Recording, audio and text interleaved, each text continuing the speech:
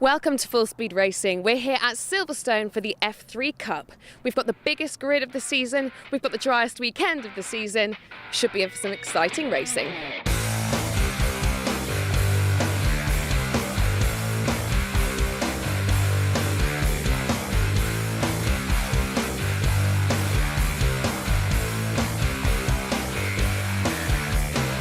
It's going really well. I mean, it's been fantastic. The MSVR Championship this year, it's grown much bigger than I thought it would this year, and it's great to come to Silverstone. It's great that we got 25 cars on the grid, and look, it's not raining. Yeah, after the first two races where it's been incredibly wet, to come here and have a dry circuit, it's been really good. The competition now is very, very tough. It's making all the teams having to dig deeper and work a lot harder, and it's making it more competitive, which is great. And long may it continue.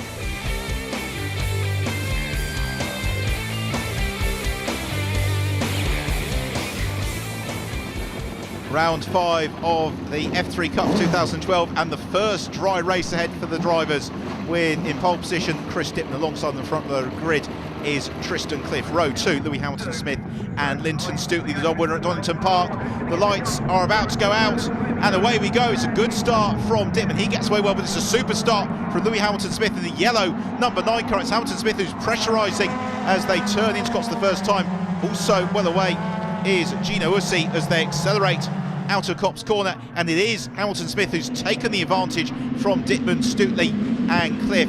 Also Dave Kraskus is well away. He is just moving up ahead of James Abbott there as they accelerate out of Beckett and onto the National Straight. It's such a short lap in these powerful F3 cars, and with such a big grid, it really is a wonderful sight these cars make as they head down the National Straight on towards Brooklands for the first time. And Dittman is pressurising Hamilton-Smith, who slithers wide. He runs off the course. He's been passed by Dittman, and Linton Stootley challenging around the outside as well. And Stootley goes through into second place, and that was the case of Hamilton-Smith possibly trying to judge the corner with his mirrors rather than his visor. He outbrakes himself, slid wide, and Dittman and Stootley through like a shot. And Hamilton-Smith now under real pressure from Tristan Cliff, who's ducking and weaving all over his tail. Then we've got Gino Ussi and Jeremy Timms right up onto his tail. James Abbott still running well inside the top 10. We're in car with James as he sets off in pursuit of Al Skills, who's just up ahead of him in the sky blue and yellow car. Looks like the Renault Formula 1 cars of a couple of seasons ago does Al's paint scheme as they accelerate out of Beckett and along the National Straight. Dittman under real pressure now from Linton Stootley, and Hamilton-Smith still in the mix. Also going well at the moment is Mark Harrison in the number 2 car. He's made a lively start to his 2012 season. Out of Luffield, accelerating into Woodcote. Here's Dittman who leads, but he's got Stootley and Hamilton-Smith right in his tail. And let's not forget that Dittman and Stootley are in the older trophy cars, whereas Hamilton-Smith is in one of the up-to-date Cup cars.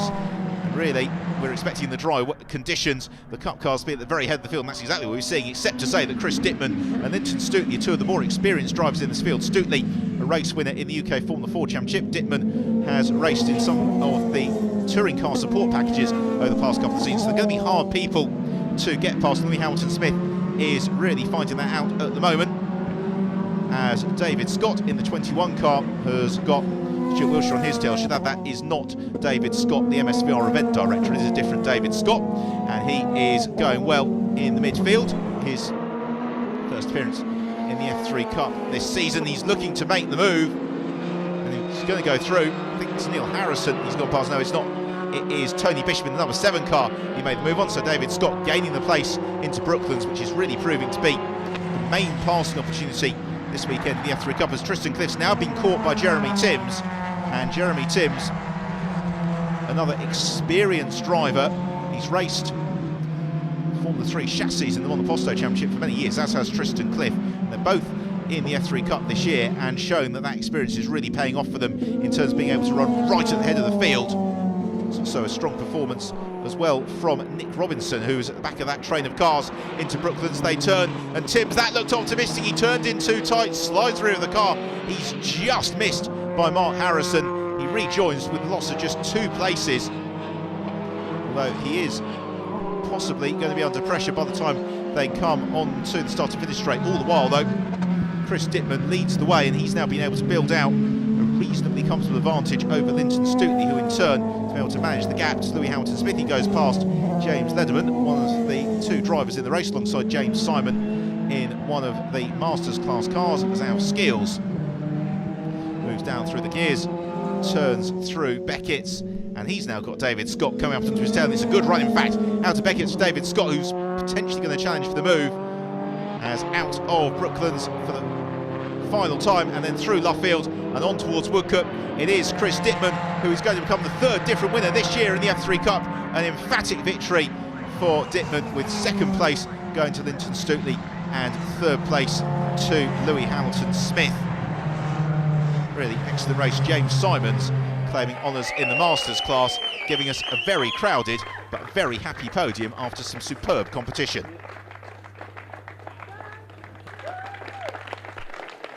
Yeah, the plan was to get a bit of a gap at the start, but I lost the lead to Louis straight away, which didn't help. So I tried to get it back as soon as I could, and luckily I made a bit of a mistake, so I managed to come through. But it was a close race all the way through. Some of the back markers sort of made it a bit difficult, got a bit close at times. But nah, to come away with the overall victory is fantastic, great for the team.